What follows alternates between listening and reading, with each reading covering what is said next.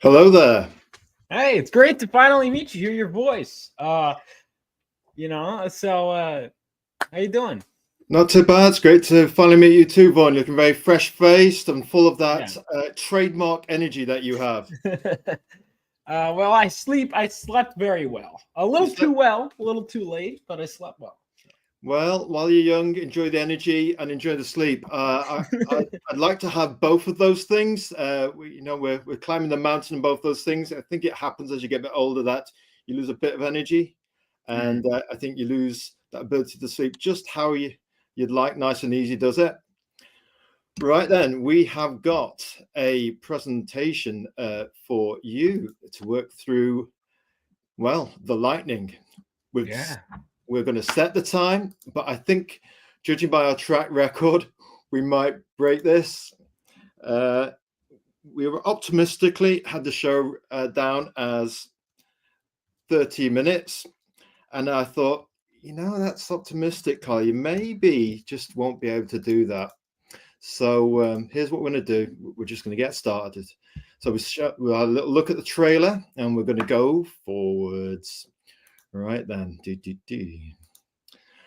Right then, we have the 5 pillars of storytelling. It's Azrael and Vaughn Coleman having a chat about probably art, comics, movies, games, toys. We might run the whole gamut. It's Sunday, the 16th of Feb, and we're going to be talking, put the spotlight on Phenomenova. And it's 7 p.m. Greenwich Mean Time, and we think that's 2 o'clock EST America time. We're still getting used to these time zones with the Americans, but we try and get that balance of making you guys feel comfortable with the time slots we're going to try and use. So then, Worked out great for me. let's do a bit the old spiel, as we say over here. All right, then. All right. Let's put ourselves into screen layout mode. I'm still learning Streamyard. It is very easy to use, but we're only on a 4th show, so we were still a bit nervous, painfully shy. But we thought we've got to push through that. The one of the things that really inspired us was your trademark confidence when you do those vlog promos. Every time we see that short, we think, look at him go. It's just another lightning strike. There's no way to resist that salesmanship. All right, So, that's good. I'll keep doing them because sometimes oh, I'm please concerned. do. We just like the energy. All Right, right. I'm your host. It's a host introduction for the who, what, why, and how of this show. So hello there. Welcome to the 5 Pillars of Storytelling Live, where we talk art, comics, movies, games, and toys from the past, present, and future. And if you're watching this show from the future, you'll be watching it in the present. So we've been told by StreamYard Tips, do say hello to your audience from the future. So hello to our audience from the future. We hope you're enjoying this streamcast of Star Trek technology from Kyle and Vaughn.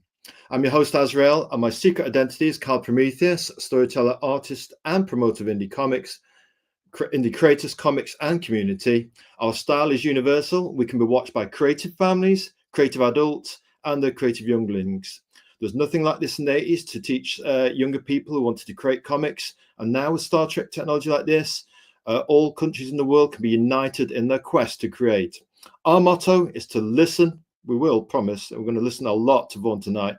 To listen, to learn, and to share, to help other creators aspire as well. And you'll learn from perhaps one of the experts we have on our show. And tonight's expert is the one and only Vaughn Coleman.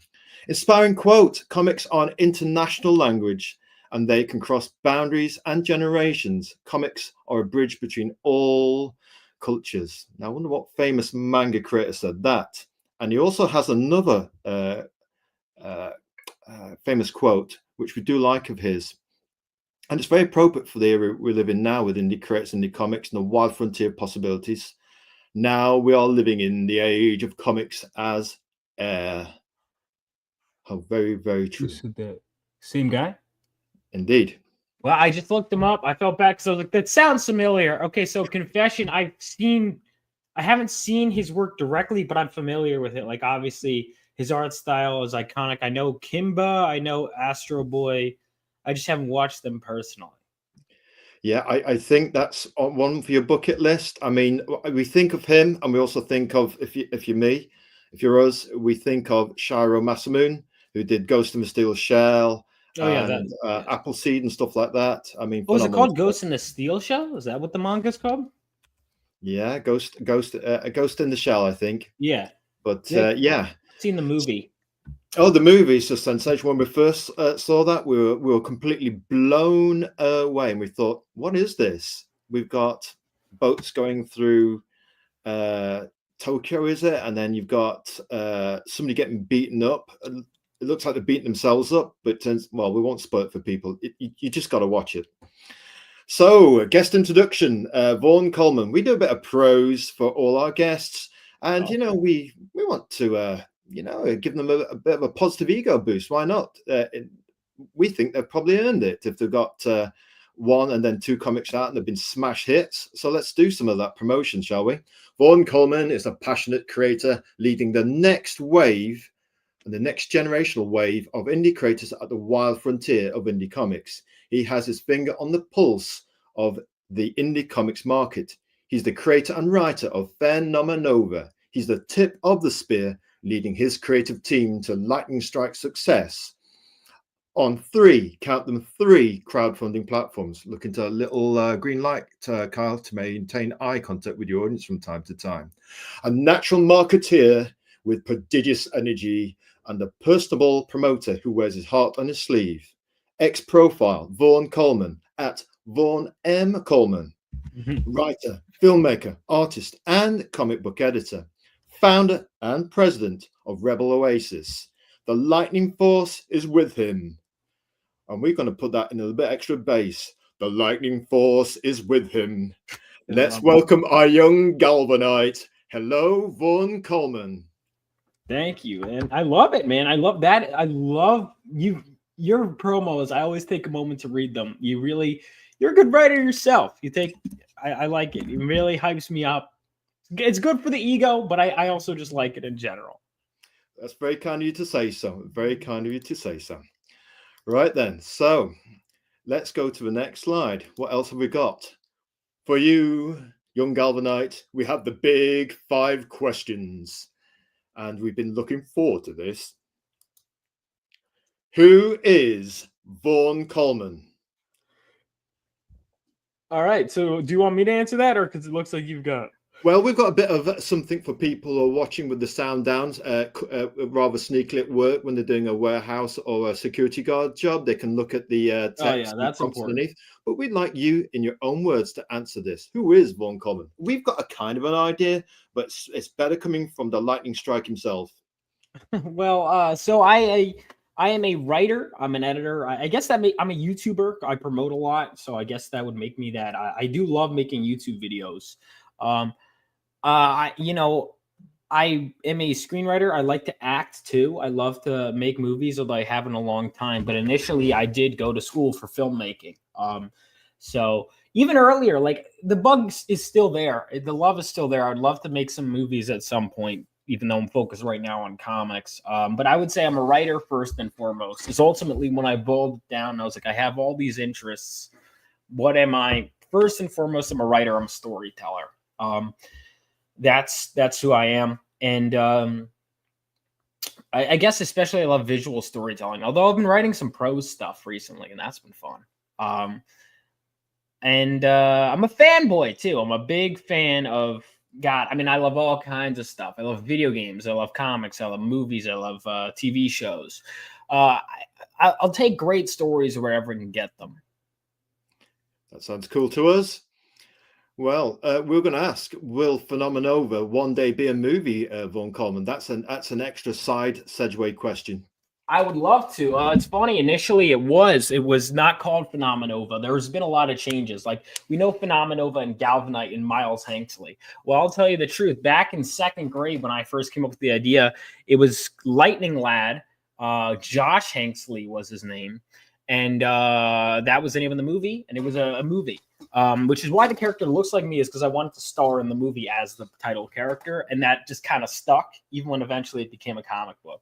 But then it went to like an animated series, and I kept changing and evolving the idea as it went on. And that's so. I mean, I would love to make it a movie, but right now I'm writing it as a comic book first and foremost, which means I'm structuring it a certain way. And whenever I have to change things for a movie, I will. But I'm more focused on doing it based on issues and based on what works best for the story now. I'm not writing a pitch for Hollywood. I'm writing a great comic book.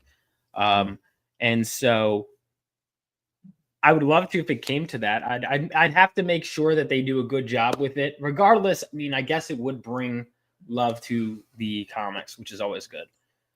Creative control then is very important, and we'll talk about a bit of the whys and having that creative control later. But it's very interesting you talk about having that control on set, just like J.K. Rowling had on the set of Harry Potter. She was very, I think, concerned that her stories be told in a certain way. And I think having that, even though it's a different medium, to have that link between creator and the output media is to keep it as close to the creators.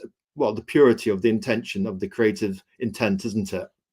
Yeah, and I may not be an expert, but I mean, I majored in film, so I understand screenwriting. I understand the visual languages and the differences between, comics and movies. So I understand that changes are inherent. Yeah, and I suppose it's been natural for you to be involved with your filmic background. Yeah. It would be natural. And not only that, I mean, like I said, when I was changing it from at a certain point, when I finally wrote in screenplay format, it was an animated series episodes, and I was translating that to a comic script for the first time. I kind of had these like lightning strikes moments, where it was like, wow, I can't do it this way in a comic because now I have to think about panels and I have to think like they almost it's strange when you're in film school. They actually kind of train you, even though I always wanted to direct my own movies, not to write as a director, not to put camera angles, not to put stuff like that, because screenwriters normally are not the ones directing the film. There's some people like Quentin Tarantino, but they are the exception and not the rule. And so you're taught basically to write it as a screenplay, and then it's the directors, their job to kind of break it into shots, as well as a cinematographer, you name it. And so I had kind of divorced myself from that. But then when you're writing as a comic book, you have to almost relearn that again. And I would be fascinated because it would make me more aware of the shots. And so it almost made me a better director writing comics too, because I was more aware of the shots and what I wanted to convey with each shot. And it also made me a better comic book writer and reader, I would say too, because it made me more aware of the page spacing. And if you're taking the time to draw a panel, especially if you're breaking down a small action into multiple panels of why are we drawing attention to this moment? Why are we drawing it out? And I don't know. It just made me go back through my shelf and digital comics and read it and go, how do they do that again? And I still do that often. So you really have a storytelling background in terms of your training, and you could probably handle being the director, writing the screenplay, and perhaps even having a crack at some of the storyboards in a sense. The storyboards, I don't think so. I'm not artistically talented. I've never been an artist. I've never been a cinematographer either. I did take a cinematography class and I would zone out. I can't do it, man. I kind of know what I like, but you start getting me too specifics about like lighting and 3-point lighting and all that is where you kind of start. And I'm like, I know enough to know that I don't know enough, if that makes sense. I'll be like, I remember at one point when I was directing a short film, my cinematographer, my roommate goes, Vaughn, I got this shot. And he comes up with it and it's like 10 times better than what I had. And I'm like, okay, I'm going to ease off. Fair enough. We understand that feeling. Right then. That was very interesting stuff. You're very talented in terms of storytelling and grasp of storytelling between different mediums. There you go, folks. A lot of practice. A lot of practice by the sounds of it. And your work comes across. We have actually got something here that we backed a little while back. Oh, thank you. And we have, before we go on to the big number 2 question, we have to say we've read about a quarter to a third of this.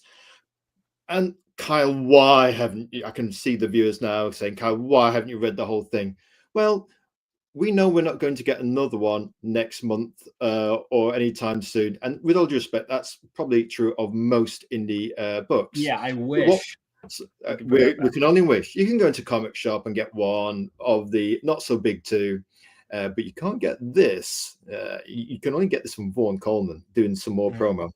And basically, we think, well, yeah, I could get Captain America next month or Iron Man the month after that. And, you can do it, all these things monthly. But I'd rather back something like this if it comes out every 3 months or even every half year, because it's got something really personal behind it. And we got to about a third way in, and I tell you what, we had to put it down and reach for a hanky. But don't tell anybody that we said that. We did. It'll kind of shatter our hard man of indie comic promo kind of reputation. Well, I had to, it wasn't that great of a story in my opinion. There was a great story in there, but it wasn't until I incorporated the stuff with the father that it became a better story. And I would love to get it out faster. That all depends on how fast I can get it to fund. That's why I'm always saying you're not just funding issue 2. You're funding the potential of, the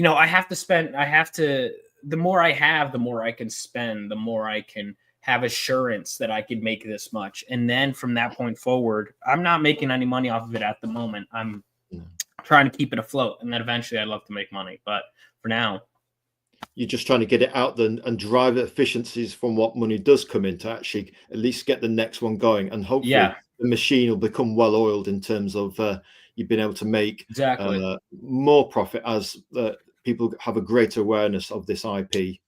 Exactly. Right now I have, let's put it this way. Right now I have, I need to raise some money to print more. Printing costs went up, but it's also available digitally too. So, whatever people prefer, that is, this is also always market research. What do people prefer? Because I only had physical options when issue 1 came out, but now I have digital, which makes it easier, obviously, for people like yourself, and makes it easier to send it out to people, and you don't have to pay printing costs. But there's something special about. There's something special about. Oh yeah, but let's do a double promo here. Come on, Vaughn. Azrael and Vaughn Coleman doing a double promo. Phenomenova, double lightning strikes of that fantastic first issue. There you go. Thank you. Oh yeah. Right then.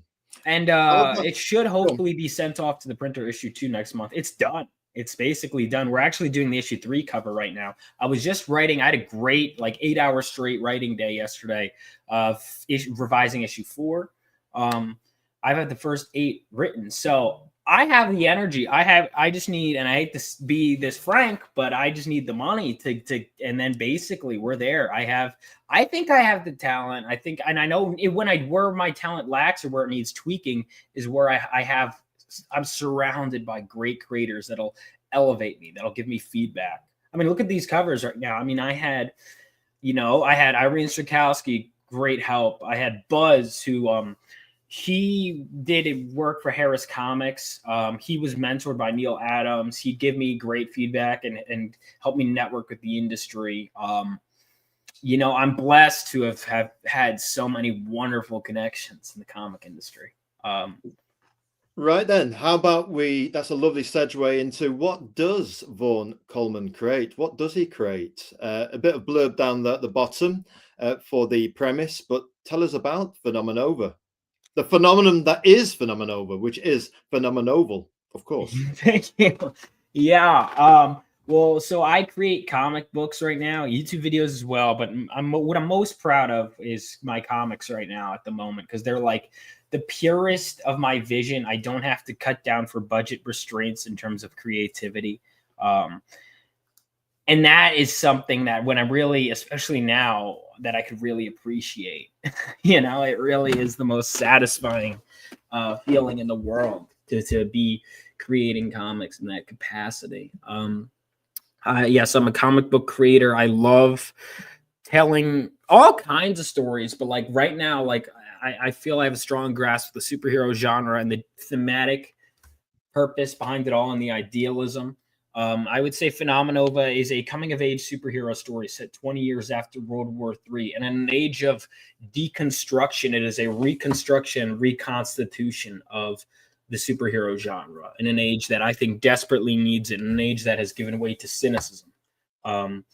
This is an optimistic story that doesn't necessarily shy away from the darkness in the tunnel, but it shows that there is a light at the end and there is a path toward it. And that's what it is. And so I would say I'm kind of someone who tries to bring my dreams to life as well as just new fun ideas. I was just came up with when I was writing one idea, I came up with two others in the middle of it that distracted me from what I was supposed to be writing. That was just like last week.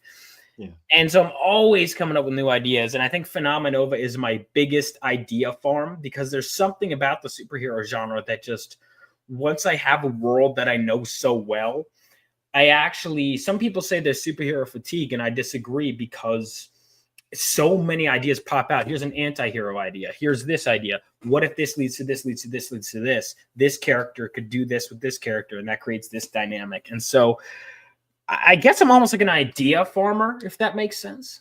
An idea farmer. Well, Jack Kirby, the king, the greatest of them all, was an idea farmer. He was the source. He had so many ideas. Mm-hmm. I mean, Silver Surfer was a throwaway idea herald in that famous Fantastic Four issue with Galactus. Galactus, a world eater. You've got Ego, the living planet. Mm-hmm. I mean, 100 issues of Jack Kirby, who was just throwing out ideas, hundreds, thousands of ideas, and a progressive art style, which saw the thing looking like a lump of clay to begin with, right down to the late issues where it became some abstract, geometric kind of Lego brick style character. I mean, that was one hell of a journey, those first 100 issues of the Fantastic Four. I still need to read those. I know I do. You should. And it's just, he's doing cartoons with collage. He's doing these I call them techno-nerdy machines, which look like they're made out of all different impossible parts, but they actually look like they function and they work. Just stunning, I don't know if I've actually, because I know Kirby's work, I have a confession. He's one of those people. I don't know if I've read much of him at all, and I know I need to. I'm almost done with Claremont's original run and all the adjacent titles, and then I think I'm going to take a break from X-Men, just because I have other stuff I want to do, like New Teen Titans. I want to finish the Stan Lee Spider-Man, and I do intend on reading some Fantastic Four, but I finished all of New Mutants recently, so that was fun. Oh, New Mutants. So you really are an X-Men fan. We've got a question about the X-Men later, so don't worry. Right. We sent our lightning detective out there to do a reconnaissance and background check. We just do this. I'm very secretive about what I like. Of course, I like to find out a little bit about you guys, Yeah, you'll find I'm not very secretive, especially with my interests. If I like something, I let you know. And if I don't like something, I let you know. Fair enough. That's all you can do. It just be yourself. Right then. Tell us a little about this cover. Yeah, so this cover was, my first, showing my first cover again. When I started making Phenomenova as a comic book, this was the vision that came in my head. I knew this was going to be the cover. Him holding the crystal with that confident look on his face as the lightning strikes it. I told that to my artist. And I knew from the beginning, him struck holding the crystal, that was it. And my artist and I were on the same wavelength. But issue 2, I actually had a cover in mind, but it was like not as set in stone, pun, not intended, as the issue 1 cover. And by the time I had gone through 65 pages of the creative process, plus character designs and all of that, we had grown so much of a team that, I had the list of these covers. And I go, you know what? Read the script. What's your idea for a cover? And he comes up with, he's like, okay, I think I have an idea. I'm like, okay, but first, before you draw this idea, we should design the new training uniform in issue 2. He goes, no need for that. I have an idea that involves the old costume. I was like, what? And he goes, here's what I'm thinking. And he explains to me that basically she's going to behead she's ready. She beats the crap out of him, is ready to kill with flames and stuff. The version of him from issue 1. And I was like, whoa, that's a little extreme. And I almost thought about it for a second, but at this point I was like, no. Deep down I was like, yeah, no, this is good. And he sends me a thumbnail and I'm sending it around to people. I'm like, is this too much? And I think one person told me, but yeah, but it's impactful. And I was like, this is so much cooler than all my ideas. Let's run with it. And I think the results speak for themselves. I mean, it's a really striking cover. That's what a beatdown that is by the artist Cruz. Philip Cruz is amazing, man. And then Jesse Hagee, of course, he unfortunately couldn't return for the interiors this time, but he did do the cover colors. And there. And then also my letterer, the way he did the layout, and also because I came up with that caption, I think even before the cover concept. To become a hero, the old Galvanite must be burned away. Can he survive the fire? In fact, the cover might have been inspired by the caption. And then my letterer just came up with that, like even the burned away, like just. It's great copy. It's base. It reminds us of the lovely hyperbolic salesmanship we used to get in the Marvel comics in the 60s, with Stan Lee giving it some real salesmanship. We like that. It appeals to I us. love that. Yeah, and I think moxie. that's missing. That's what it's got. It's got moxie. And I miss that. Like they used to scream at you, you have to buy this book, and now it's like they have a pretty picture, and it's like I don't know. Like the first. That's why I was so insistent on adding this caption to the first cover within these pages. Is because I was like, I want to scream at you to get this book, you know, and I felt like when I saw that cover from him, and that like it's misleading, quote unquote, but it's still thematically relevant. I'm not lying to you about the story. That screaming at you to buy the cover was just what I love about comics. And it's almost like a retro modern nostalgia, but modern sensibilities. That's what I liked about it. Is it's like the combination of the past and the present, which is what Phenomenova is. If you read the book, it's set in the future, but even the future that is the past, because it's World War III, is like still 20 years ago, but that is also the future. But they have kind of the thematic ideas of us having this glorious past that we have to be inspired from, but still create something new. And the cover was doing that. So on so many levels, it was everything I wanted and more. Even when I didn't realize. And so I love the first cover, but I think the second cover might be better. I don't know.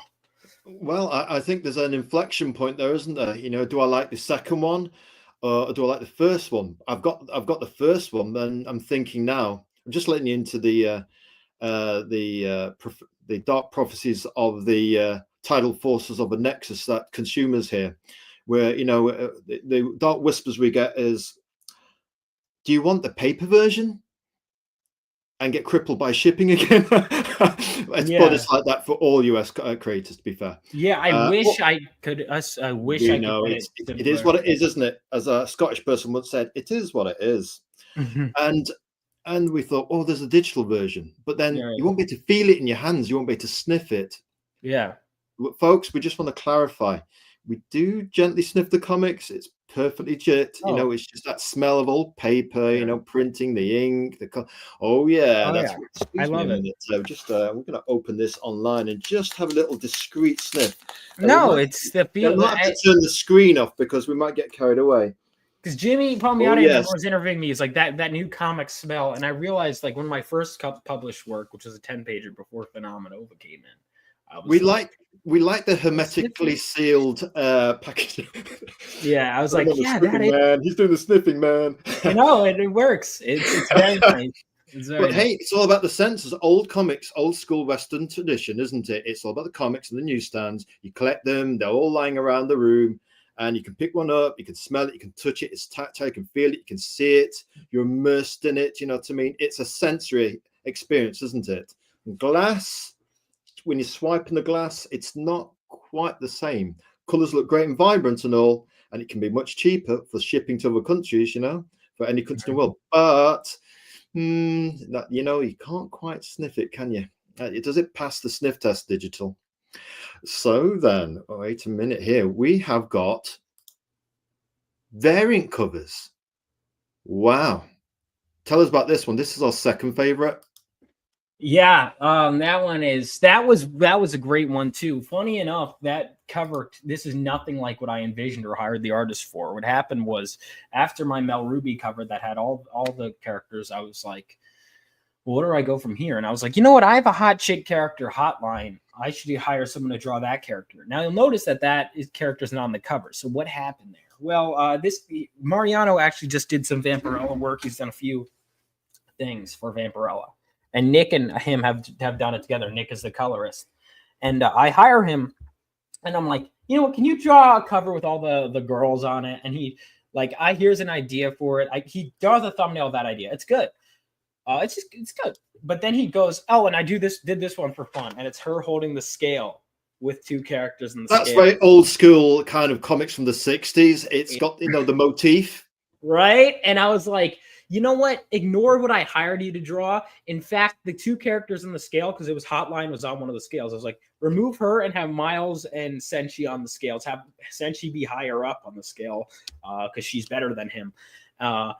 And I was like, you know what? The character I hired, don't even worry about it. And again, with this issue, I'm better at letting the artists kind of do their thing. And I think it's reflecting in my writing going forward. Like I'm actually a little more lax.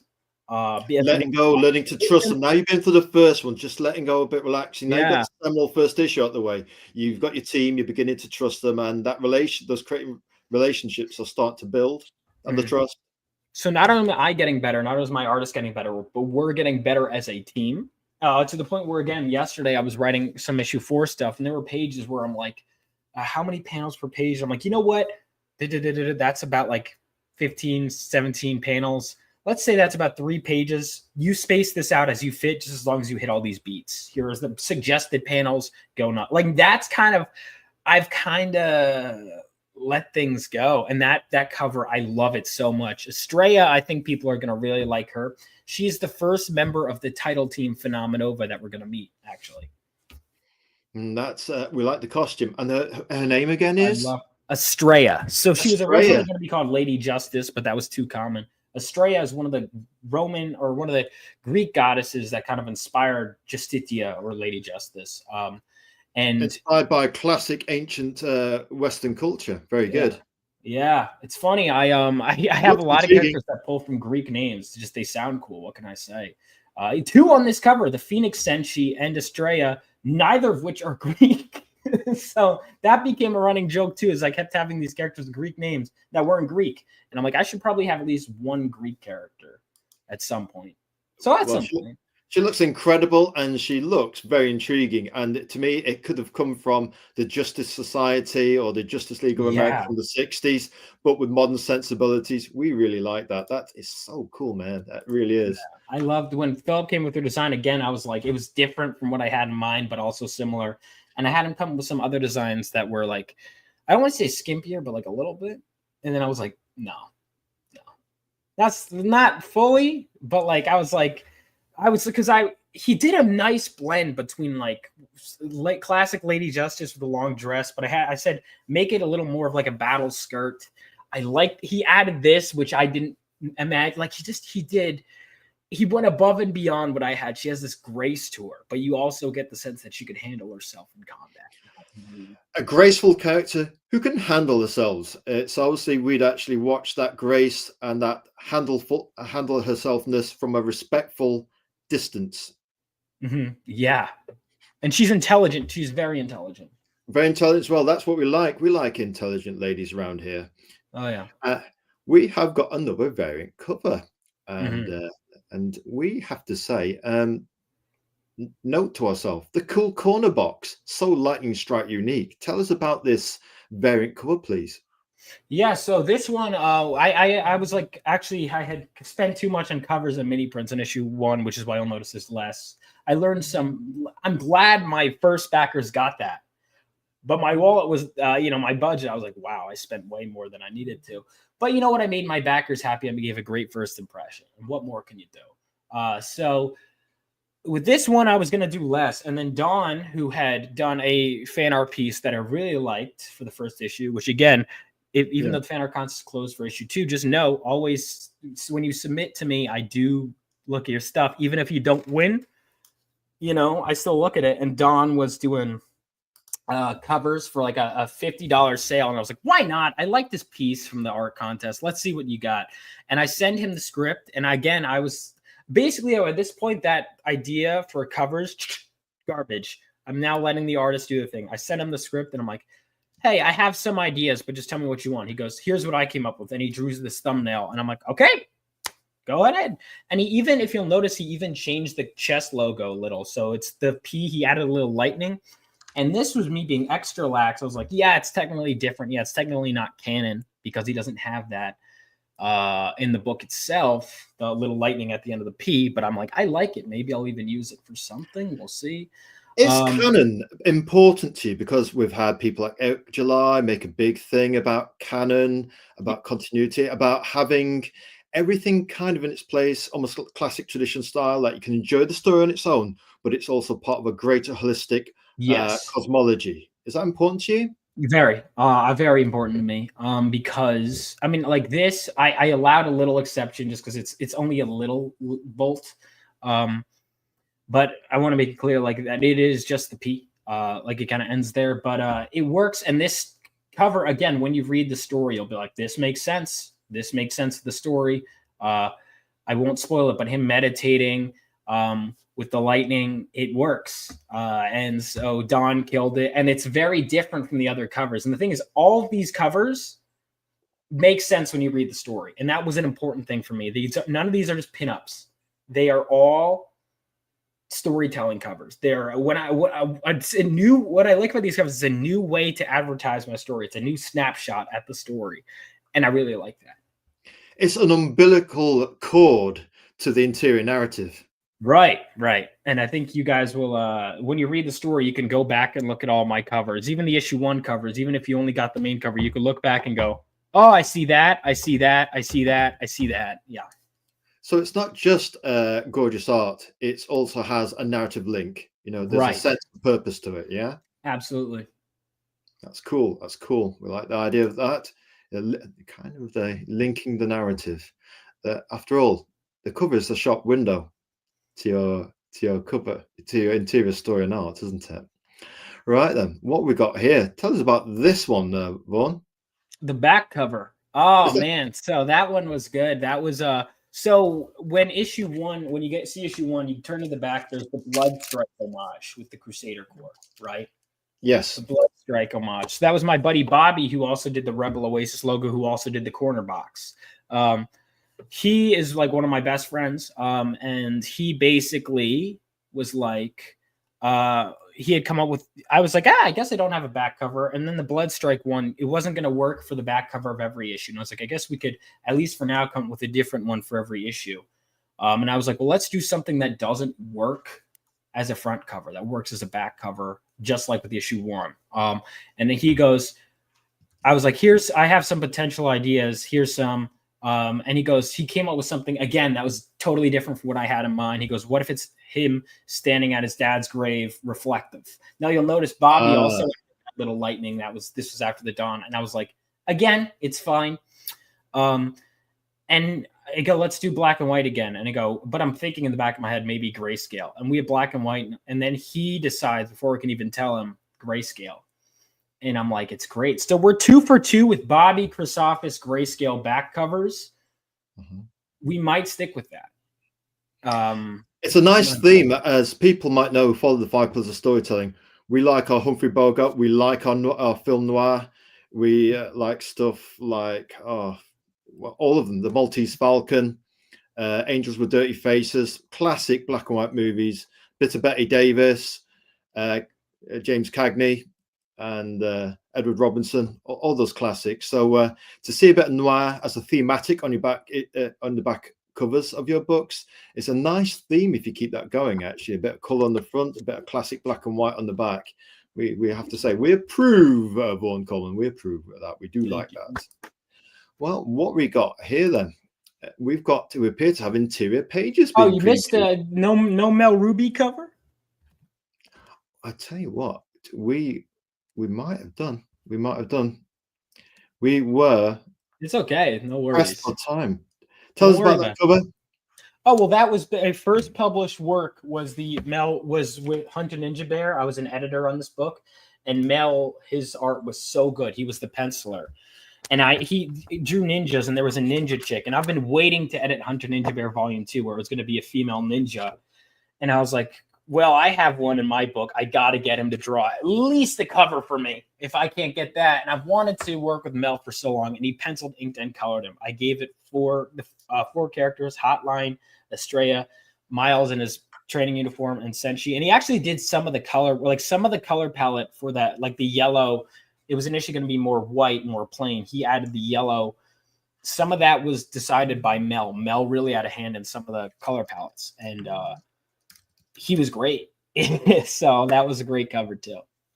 I tell you what, we're getting all the unique stuff on this show. We wonder what other tasty secrets Vaughn Coleman has got from his forthcoming projects. He's got it mapped. He's got the Phenomenova mapped out for issue 3, issue 4, and it looks like this is going to be ongoing. We might get this going into double figures. True indie comics creator passion. We always say once somebody starts getting into the double figures, and then we think, yeah, these guys are serious. But it seems like you're pretty serious to us. I mean, you went scorched earth with your budget on issue 1, and you really start to stick it to the budget on issue 2. And already you're looking ahead with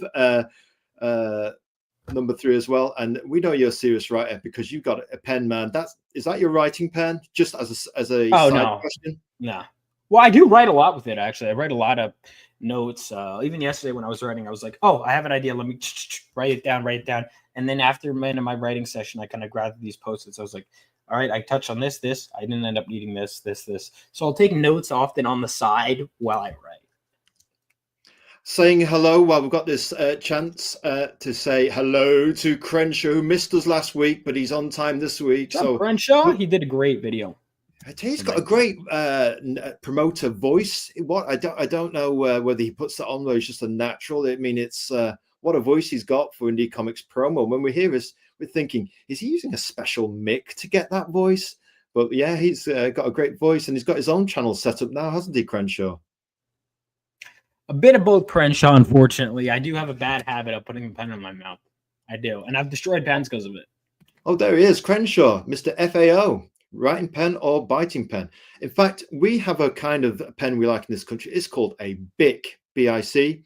And we just love the, I don't know, I've loved BICs from being a young lad. I used to draw with them, just direct. In fact, my art teacher used to say to me, Kyle, you seem to press on over and over again with your pencil drawing to make it darker and darker, darker. Have you ever thought about just working direct in ink? So when you make that line, you get it in one. And all these years later, I'm thinking, I'm just going to start practicing with a BIC when I do my drawings and that. Oh, there's Tim Olsen as well. Hello, Tim Olsen.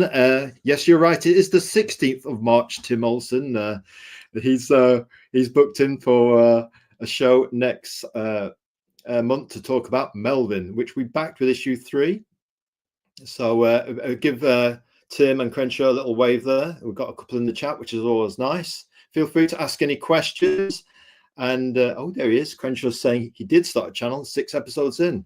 Did you go on that show, Vaughn, with Crenshaw? Have you been on the show, Vaughn? I don't think so. Have I? If not, get me on. I need to get on every show I can. God damn it! Did you see what I did there, Crenshaw? Did you see that? Oh, that was great. That was assuming like Lieutenant Columbo, you know. Yeah. Anyway, I'll try and behave myself. So anyway, about this interior art, our young Galvanite.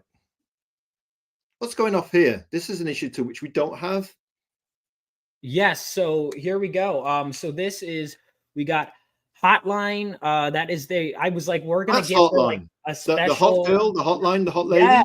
So I had the tech support. You know what? It's getting a bit hot in here, Vaughn. What's going on? I mean, I had a tech support. Oh, the Atlantic. Atlantic's cold, but all of a sudden we're feeling very hot. I mean, yeah. So I had a tech support character. It had a stupid name, whatever. And as I was revising, I was like, let's do something more interesting. You know what? No, screw it. Let's make her hot. And I was also thinking, I was like, so fun fact, she's actually modeled after the artist right here of this cover, Sukesha Ray.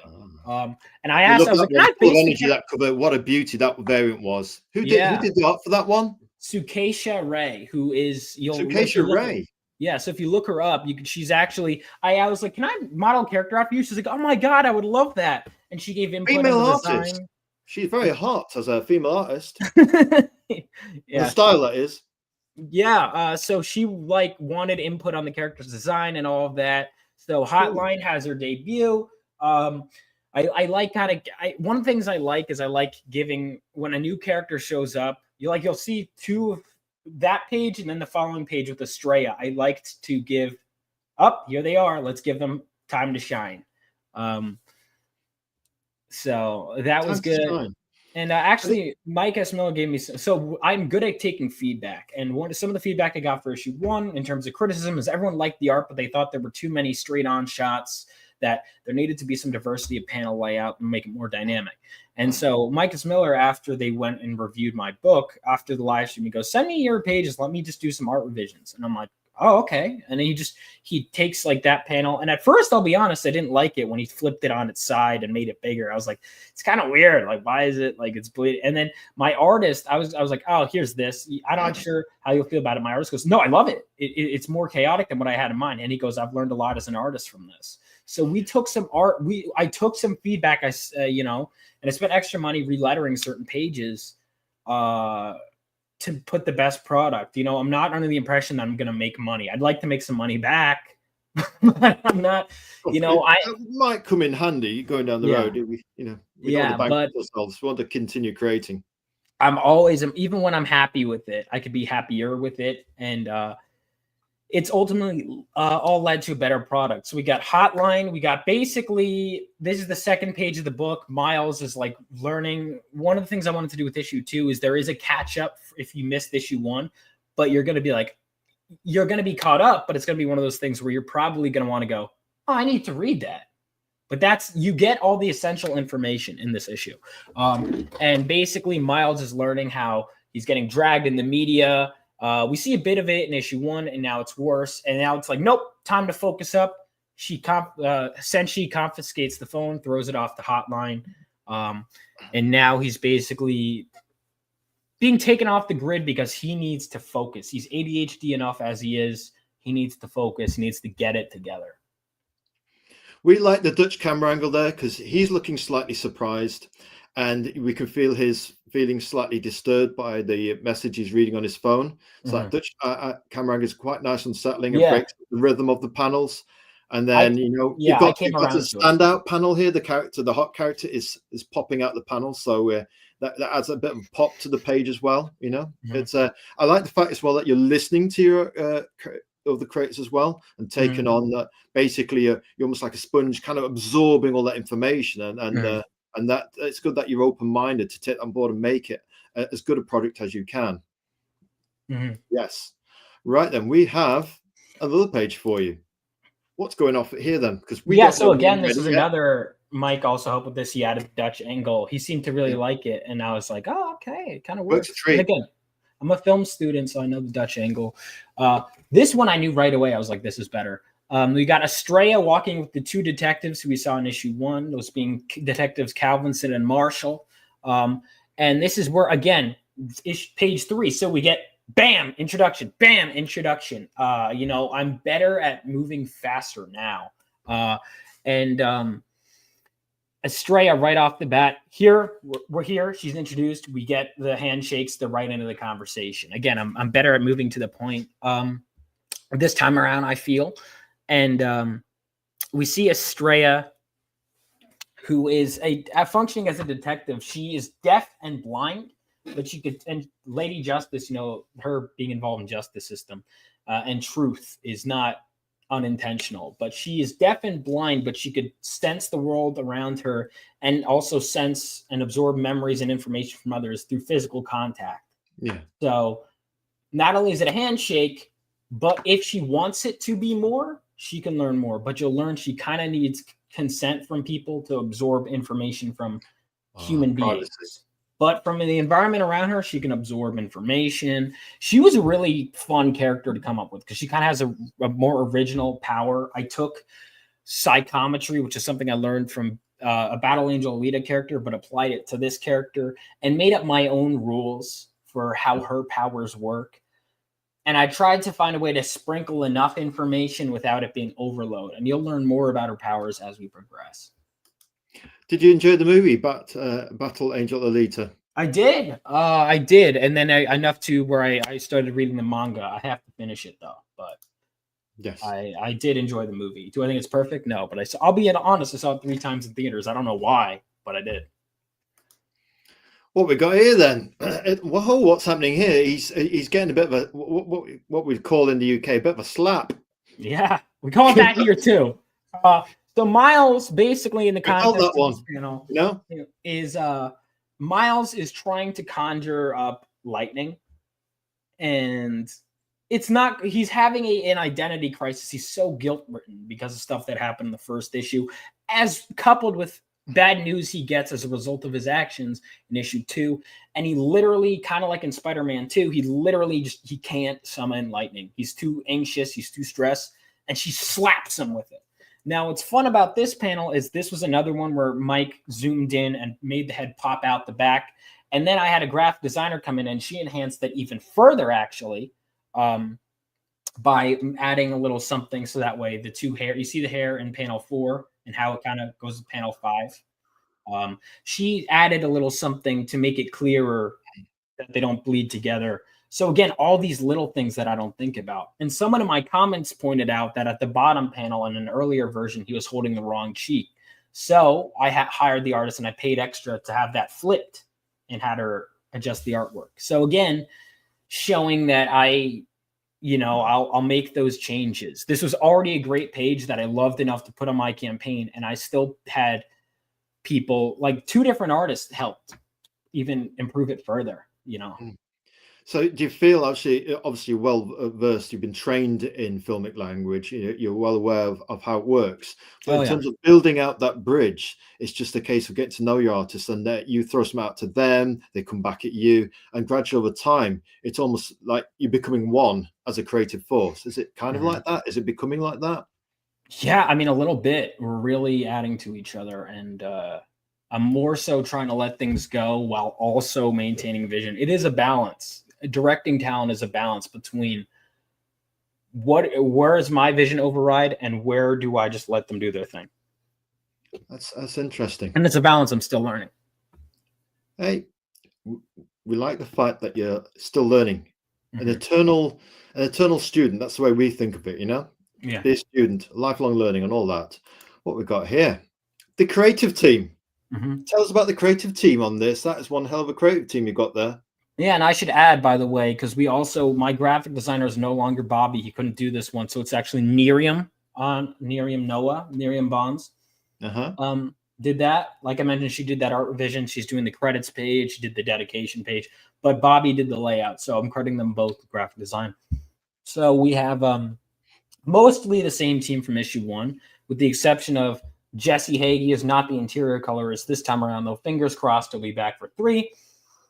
In fact, he's going to be coloring the issue 3 cover now. But Hector Rubilar, who I still think did a great job in the colors, did the colors for this issue. Then we have Bobby did the back cover once again. We have Mel did a variant cover. Mariano and Nick did a variant cover. Don Edwards did a variant cover. And Philip is back. George Medina has lettered everything I'm done. So I'm nervous about him ever getting another letter because he's so good. He did my first published 10-pager, and I liked him so much I brought him on for Phenomenova. And I want to keep working with him forever. He's a great guy. We hung out at conventions a lot. He's local to me. And he just does great work. Then I have my editor, Joseph Cervellin. Found him through Facebook. He is great. He really elevates my work. And is a big part of why he helps me be a better writer. And Reed has been my friend since high school. Really? And known each other a long time then. Oh yeah, and he gave me some notes. I remember I was like, "Hey, I just need a little thing." He's like, "Send me your scripts," and he ended up giving me full notes. He goes, "I just want editor credit." I'm like, "Okay, there you go." And so I was like, "All right, well, your assistant editor." There you go. So he is back. He gave me some feedback way early on. And he's helped me a little bit since. He's a good dude. Good, very good friend of mine. Does it feel empowering having that team behind you in terms of feeling not just motivated, but in terms of when things get difficult, you've got they've got your back almost? Yeah, or like galvanize the galvanite, if you will. Yeah, or like these people believed in me, so maybe I'm doing something right. So. Or like if Bobby, again, a lot of the time, he's one of my best friends. So I'll just ask him, "Hey, what do you think of this? Does this work? Do you like this?" Sounds cool to us. Right then, we have got Phenomenova merch. Tell us about the merch. One thing we occasionally feel, having looked at hundreds and thousands of campaigns now, in terms of indie creators. Sometimes when they say they haven't made much money, we can't say that in your case, because to me, you've got variant covers and you've got trading cards and that. But one thing we sometimes look at circumspectly is that sometimes people don't have, I don't know, a t-shirt or a mug, or I don't know, different revenue streams of merch to go alongside their indie comic. So tell us about Phenomenova's approach to merch. Here we see the trading card of the Golden Gallant. So I would love to do more merch. I would love to, like t-shirts and stuff. And at some point I will do that. But for now, I'm focused mostly on making the products, making the books. Core product. Yeah. And so this was a day one trading card. Initially it was a 20K stretch goal for issue 1 that we didn't hit, but I'm like, I'm keeping this trading card. So that was the day 1 trading card for issue 2. I actually adjusted the text just a little bit to make it read a little smoother. My editor gave me some feedback. So it is a little different from this, but as well as the graphic designer kind of adjusted the core design just a little bit to make it pop more. But, man, yeah, it's really special. So we have this one, and then Hotline. If you guys like her, all backers, regardless of platform, as long as your platform it funds, people will get a trading card. As long as the platform you back on funds. This one certainly does look hot. Yes, so that is Hotline. Dan Dahl drew that. Nick Capone, who did the last trading card you just showed, and the Estrella cover, also colored this. Nick does a lot of stuff. He is a great creator you should look out for. I'm an editor on his book. But Nick colored this. Dan Dahl did the line art. The coloring, this trading card can be yours regardless of what platform you back on. Yes. The Golden Gallant one you missed on. Looks absolutely spot on. That we do like that. Have to say we're trying very hard not to actually talk about Phenomenova in terms of what we've read, but we can say there was a special moment in the book where this character is featured, and the link to another character in the story, and that emotive connection, how it plays to the young Galvanite as well. We don't want to say anything, but just the way it's referenced in a not an in-your-face way, but in a distant way. There's a kind of distant reverence, so which adds greater gravitas and weight to this I would say this golden character. A classic golden character, perhaps one of those. I don't say Superman, but a very special, unique character that is kind of given some reverence by the people of Phenomenova's world. Yeah, he's one of the most important characters in my world. He's a shining ideal. Outside of just his pure power, he is a shining ideal, even all these years after the war has ended. That's why I decided to make it a limited trading card. Initially, that was considered, I was going to make Golden Gallant my day 1 trading card for issue 1.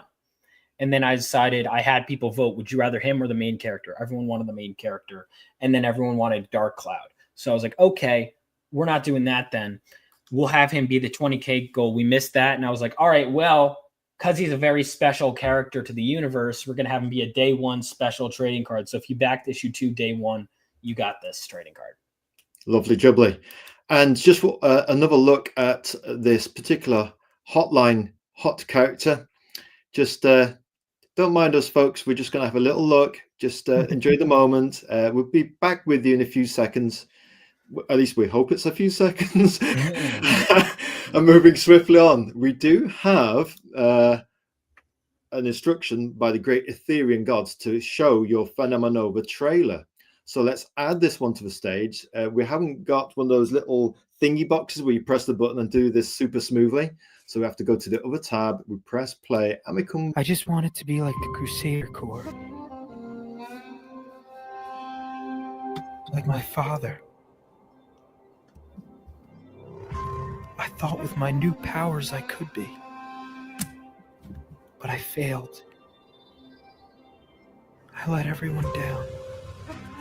I got people hurt. I just wanted to make the world a better place. And instead I made things worse. But now I have the chance to make things right with the help of one of the Crusader Corps.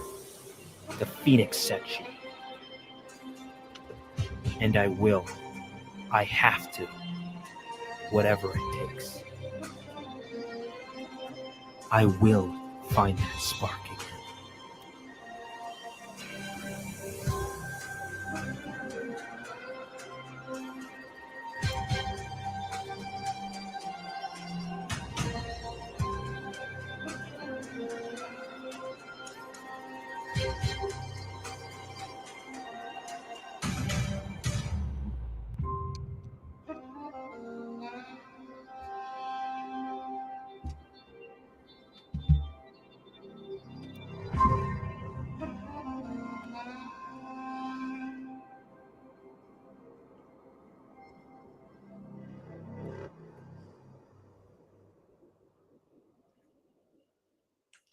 Beautiful. Thank you. Tell us about it, please. Yeah, so I mean, I came up with that trailer. You know, I remember I was like, what do I want to do? I was like, do I want it to be through Senchi's perspective? And I was like, you know what? No, I only have me. Miles has enough to say. Let's do it. And I could basically wrote out like, what is my narrative? I was like, what do I want to show in the trailer? What do I want to write? I kind of wrote a little monologue, and then I'd almost do like a little script of here's where I'll show this, here's where I'll show this, here's where I'll show this. I had enough art, and I was like, well, let me see if I can get some quotes for the trailer. And I ultimately, once I got a Mike Barron quote, I'm like, boom, that's here. Let's get some quotes from satisfied customers, which is the most important stuff. And I was kind of like, well, let me make sure I show hotline. Let's make sure I explain what the narrative of the issue is going to be, get Miles's emotions. Let's find the song. A lot of the time I spent probably hours searching for songs. And funny enough, that song at first, and I was like, it was called something like ethnic music. I was like, that's stupid. Let me listen to this. And I'm like, okay, it's good. And it's funny, the part that the song is building up to isn't even in the trailer, because I wanted there to be, I had written my monologue for the trailer, and I was like, okay, there needs to be a build up, and then it explodes here. And I did the build up, and then I realized by the time it gets to that point and I'm editing the video, I'm like, I guess I don't even need that part, that the trailer is like the explosive music. I'm like, okay, we'll cut it. And it almost works thematically, because that's kind of what the issue is. It's like a build up. Yeah. But we get the sense that something really special is waiting. You know something, right, when you're getting lots of happy customers, and you can use their testimony as happy customers on your trailer, you know what I mean, and share that testimony on your various social media platforms, even on your website perhaps. So that kind of testimony speaks for itself. It's the best kind of advertising, word of mouth. Absolutely. Right. We've done two of the big five questions, and this one will be a little bit gentle. We'll leave this one over to you, old son. Oh yeah. So why do you create indie comics, Vaughn Coleman? There are a number of reasons. One is because I wanted to control my characters and have my vision. Right, that was an important thing, and I wanted to tell my ideas without having to sell to a studio or hope someone else takes a chance on me. I take a chance on myself, and customers, if they like it, take a chance on me. It's right to the customers. It's amazing, you know. It's really something special. And then kind of the deeper meanings behind Phenomenova. You know, issue 1 was dedicated to my dad. I felt like my character was missing something. And I had actually, when I was writing issue 2, actually initially the reveal about him losing his dad was going to come when he was meditating in issue 2. The whole line that everyone liked in the issue 1 trailer, for you, Dad, for you, was in issue 2. But I decided to move it forward to issue 1 and make it actually like the opening important and tie that into the lore. So that way the lore has emotional meaning, because that's important. People don't just want a lore dump. They want it to mean something. And I also realized, I was like, well, why do I like superheroes? I'm telling my definitive love letter to superheroes. What can I say while also giving the goods? And everyone loves the lore, the powers, the expanded universe, all of that. But what made it special to me? And I thought about it, and I was like, you know, when I was little, I was 2 years old. My dad was killed by terrorists in 9/11 attacks alongside my uncle. And I thought about it, and it was like, well, you know, because I grew up without a father figure, but I really latched on to superheroes as well as characters like Luke Skywalker and you name it. And there was something about taking a tragic past and using it as a way to do good, to say, I don't want other people to suffer the way I did. I'm going to use my tragedy, take justice on the people that took it from me, and make the world a better place. It was something so powerful about that to me. And I realized that's what heroes were, basically. And the difference between heroes and villains was that villains would take that tragedy and use it as an excuse to do bad. Heroes take that tragedy and use it to do good. And I was like, so I kind of have it right here, the origin story. And I implanted it on the main characters with some changes, obviously. But I took that, my father being killed by terrorists, and really put it into the story. And so it truly is. And everyone says, you know, it's a heartfelt story because it came from the heart. You know, I ripped my heart out and let it bleed onto the page. And with issue 2, because issue 1, I was like, well, I should, if I'm going to pay respects to my dad, I should see if I can get my Uncle Scott in there. And it didn't quite work without disrupting the flow or without treating him like an afterthought. And I was like, all right, well, let me put this aside. I'm not saying there wasn't an uncle. I'm putting it aside for now. It'll probably change a bit. And I'm like, all right, well, let's issue 2. As I was revising issue 2, I'm like, let's see if we can incorporate it. We'll put it on the side for now and then see if there's a place it fits. And I get through and I'm weaving the web that is writing. And I find this spot where it fits and it enhances the story and gives good tribute to my uncle while also enhancing the story. And I'm like, perfect. This is it. So issue 1 is dedicated to my father and issue 2 is dedicated to his brother, who's my uncle. And it made the stories more personal and more real and made the characters more real because they read like real people because they're based on them, you know, while still not being one-to-one with reality, while still allowing room for creativity, as long as the thematic reasonings are there and as long as it was honorable and respectful in how I did it. Yeah. I'll tell you what, we were reading something the other day actually in our feed, and it said it's not so much the way people look, what they look like that you connect with, it's the energy. Right. And there was a period in time where you were submitting your work to our promo on Sunday, Wednesday, and Friday, and it was just the energy. That's why you got in first. It's not, I mean, getting in first. It was irrespective of the timing.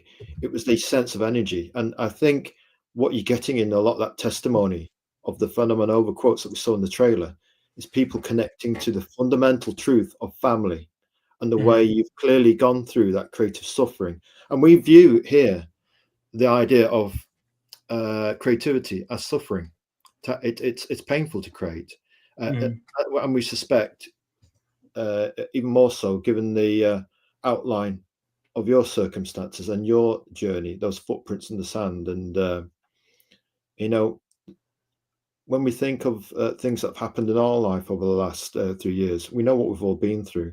But even beyond that, you know, I mean, there's sometimes things happen, you know, and you know, there can be darkness, and when people pass away, it can feel like there's a hole or a wasteland. The way you look at the world can be very bleak. But what we find inspiring about your example, Vaughn, is the way you have an old head on younger shoulders, perhaps because of the circumstances, but you're very wise and emotionally vulnerable. You let other people in, you're listening to your creative team, but your journey from where it's coming from is heartfelt. It's the energy of people trying to, it's a fundamental truth.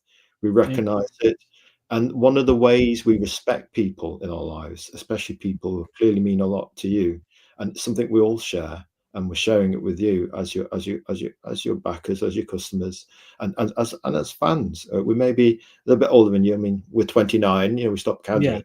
And anyway, and and we thought it doesn't matter about how you look or how old you are. It's relating to that fundamental human truth, you know.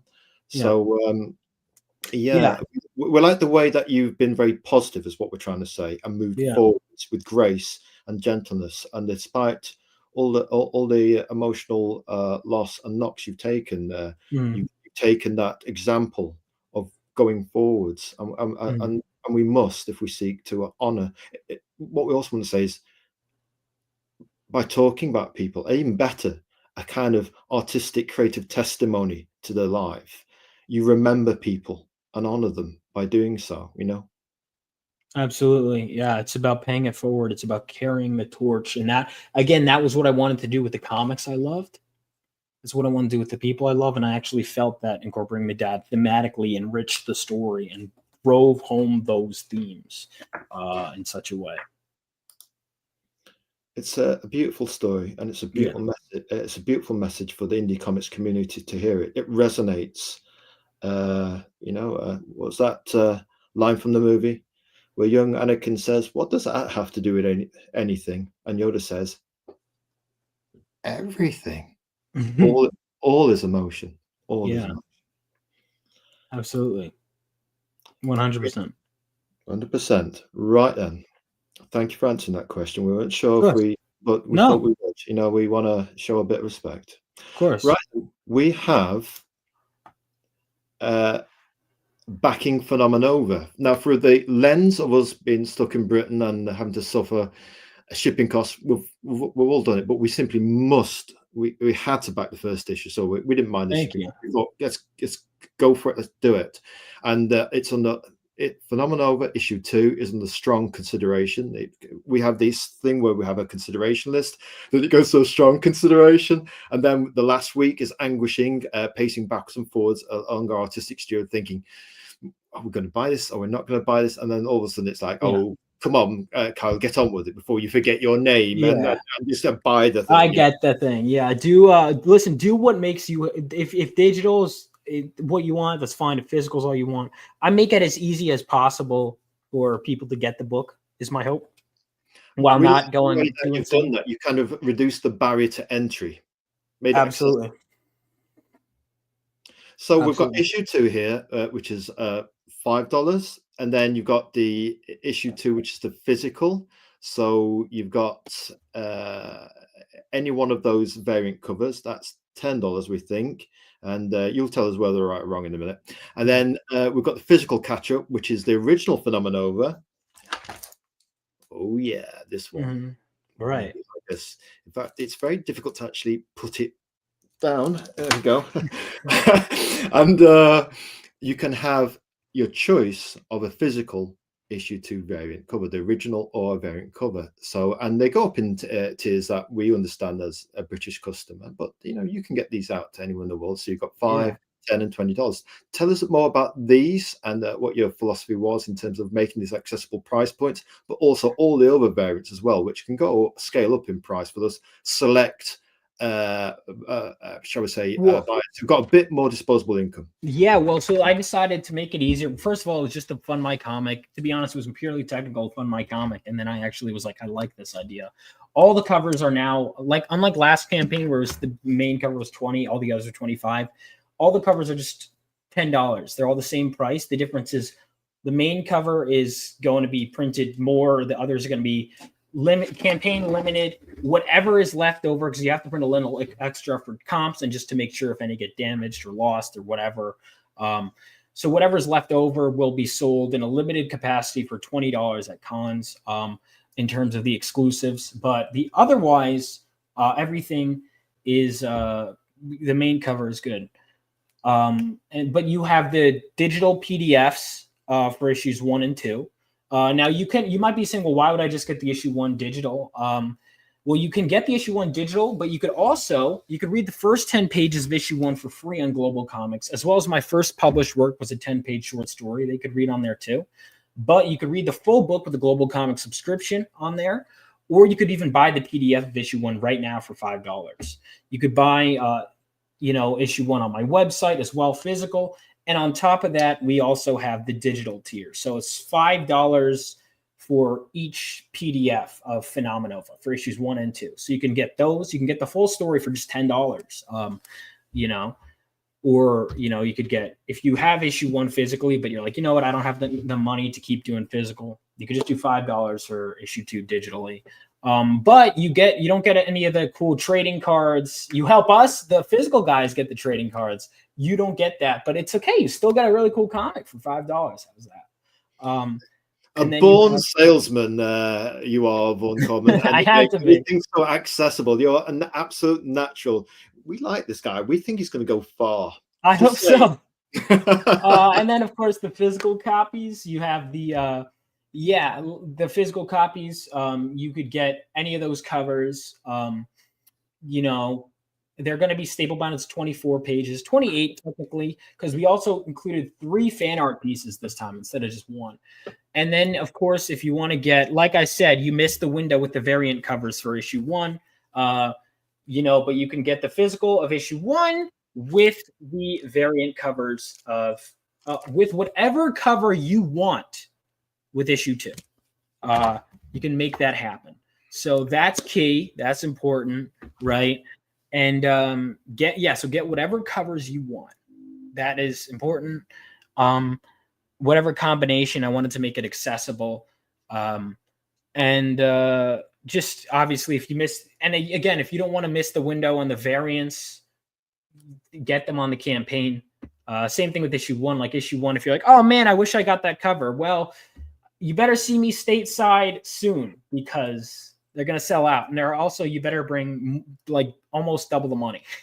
So there is this opportunity for indie comics to make a virtue of the print run, just like corporate comics have done over the years, and that you've got variant covers and you've got a sense of the first print run of something or the second print run, and the original, having the original copy, or exclusive time windows for different types of merch. And that's a good way of allowing different customers with different needs to access to get to your product, in different ways, in creative ways. It's I won't say coercion, that sounds like a sinister way of putting it, but it's all about the art of the deal. It's all about persuasion and giving people what they want. If you didn't have any exclusive trading cards, you guarantee somebody would ask for it. Say, we want an exclusive, I don't know, gold embossed trading card that there's only one of, and I want to give you £1,000 for it. There are customers like that out there that want that. And if you can do extra special merch for them, give it to them. Let them have it, Yeah, I want everyone can get them. It's just a matter of when do you, like, I want to make it clear where it's not just a collector's item. It's if you want to just literally sit back at home, read it on your computer, and who knows, maybe you'll read it digitally and then eventually loop back around to getting a physical. That's fine too. My goal is, and again, I'm always learning, is to print enough. Eventually I'd love to make a trade, but I want the people who keep up with it will be rewarded, not just in getting the story faster, but you get the story faster, but you also get collector's items, because I have to do a limited run, which forces it to basically any issue will be a collector's item. Like, again, there's only 1,000 copies of Phenomenova issue 1 in the first print run, and that's about to go out. And that's it. You say 1,000, you think that's a lot, but actually, as you pick up customers, that's not such a big number. You know what I mean? And then all of a sudden, hey, the price of the first sprint run starts to go up. I say, well, if you want an exclusive copy, I've got only 5 left, but the price of these is going to be a little bit higher because the exclusive time window for a price is obviously when you back the first campaign. So they might be like, these variant covers are only $40 now. Yeah, now. We have a question from Crenshaw, FAO. Where did you get the music? I just got the hang of doing that, actually. You can just click on the questions and make them pop up. Kyle, you're learning, aren't you? You're learning StreamYard. So where did you get the music? I got the music. Of course, YouTube, there was a playlist. I think I have it saved. Let me see if I could find it. It was just like I was looking for royalty-free, copyright-free trailer music, basically. And there was a huge playlist. And you'll find the issue 1 and issue 2 trailer music from the same playlist. I'll go in other places if need be, but so far, 2 for 2 with this playlist. And I'll kind of narrow through from there. Let me see how do I find my own? All right, let me see if I could find it somewhere. Here we go. Oh, I did. Oh, wow, this is old. It's still called Living Legends trailer music. Let me change that. Phenomenova. That's Crenshaw. You're giving young Vaughn here a task here. I'll find it, but yeah, look up royalty free. You could, you know what you could also do? If you just go to the description when you look at my trailers, you could find it there. You can find the songs themselves, and that YouTube channel has just a ton. They have it now underneath the videos, don't they? All the people mentioned in your video, famous personalities who's mentioned, and the different types of music that you use as well. Also have to. There are conditions when you use these kinds of music. It's because it's copyright free, it's royalty free. What do you need to do? All you need to do is just credit them a description and have a link off to and that's what I do. It's easy. It's an easy commitment. I think that's cool to see the credits there. That way there's no confusion, is there? And you also have a compliment. Hotline is a great name in the cultural mind currently, but Tom's, yeah, I agree. At first I came up with that. I was like, well, does it make sense? Because she's not, and I'm like, no, it makes perfect sense. You have those thoughts of doubt. I'm like, does it make sense? I'm like, no, yep, it makes perfect sense. She is a hotline because they go right to her. Yeah, it does make sense. And also, yeah, it was perfect. And folks, she's also hot. Yeah, exactly. Double meaning. Yeah. Double meaning. Thank you for that, Crenshaw. Just forced us to pause on that thought of hotline again. We welcome that.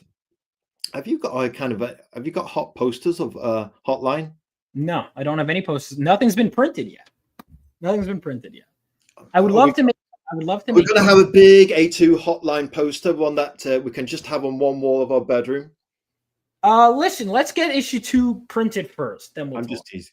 No, but listen, if there's enough demand, you know, I get the sense that this is a character. She has a kind of a bit part. She's an important part. You know, she's the tech support, but she's kind of a bit part. But I get the sense people are going to be asking for more of her. Indeed.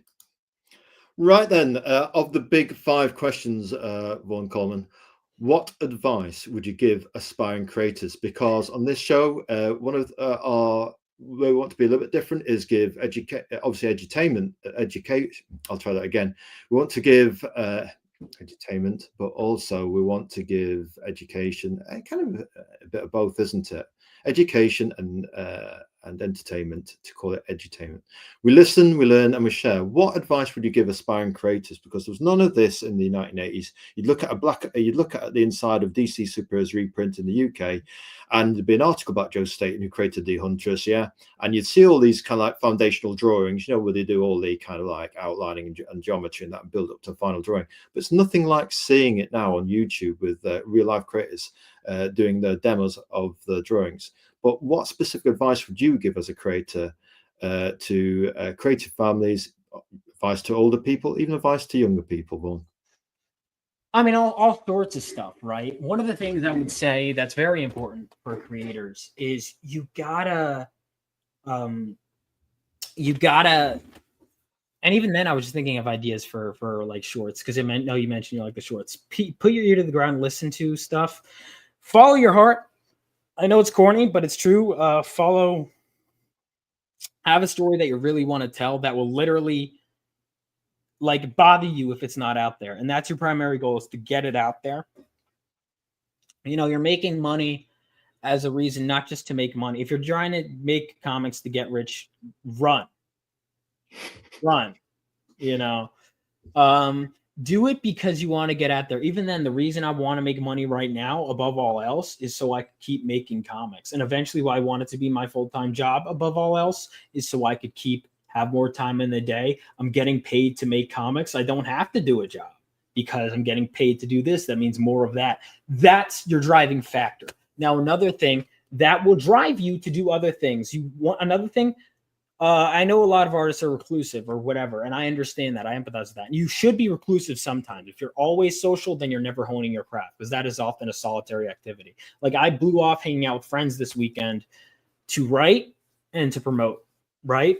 Sometimes you have to. Sometimes you need to do that, but you have to network like crazy. Go to cons, listen to live streams. Don't be afraid to reach out, ask people for things. Hey, ask for advice, make your name known, be genuine. You know, you don't, be outreach, network like crazy. Promotion is key too, but you want to make your promotion. Like, I remember I would be like, I have to promote every day. And so, you know, part of why I would do these short videos, and I do think I've been lacking with issue 2, is I would find new ways to promote, and that would almost give me new ways to appreciate my story. I'd be, well, I've already said this. What if I say that? Finding new ways to advertise the same product kind of gives you a greater appreciation of the product. Now, all this is good. Yeah. But if you don't have a good comic, that means something. So hone your craft. If you're a writer, artists get really good at drawing. If you're a writer, get really good at writing. Acknowledge your weaknesses. You know, don't be afraid to hire out help if you need to. Set realistic deadlines too. Know that it'll take longer. Things always take longer than you expect. Occasionally they'll be shorter, but occasionally. Know your weaknesses. If there's something you can't do, budget for that. Another thing I will say indie comics, a lot of people don't do this, and they should hire editors, and not just editors, also get feedback from people you respect, even friends, but also on top of that, fellow creators. Hey, I would really appreciate your feedback. Don't be afraid to, like, I have people that have asked for feedback that I haven't gotten back to, whatever. If they, sometimes you feel like snap at them, hey, I'm sorry, can you give it to me by this deadline? Like, sometimes they'll either get it or they won't, and sometimes you have to let it go. And sometimes you have to let it go in the good sense too of, all right, I think I'm ready, I just need to put the book out there. But I would say, when I boil it down to, because I know I ramble, I would say networking, honing your craft. Another thing, I would put off reading comics for long periods of time, and I used to read way more than I did, and I've been reading less, and I'm trying to find a balance of enjoying entertainment, because sometimes to write, you have to kind of get in that inspired mood. Yeah.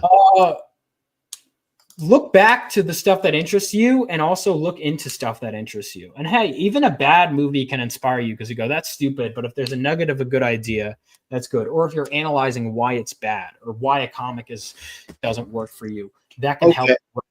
I've got a question for you. It's not on the list, but I've got a guilty secret, and I'm not sure I should be sharing this on the public stream.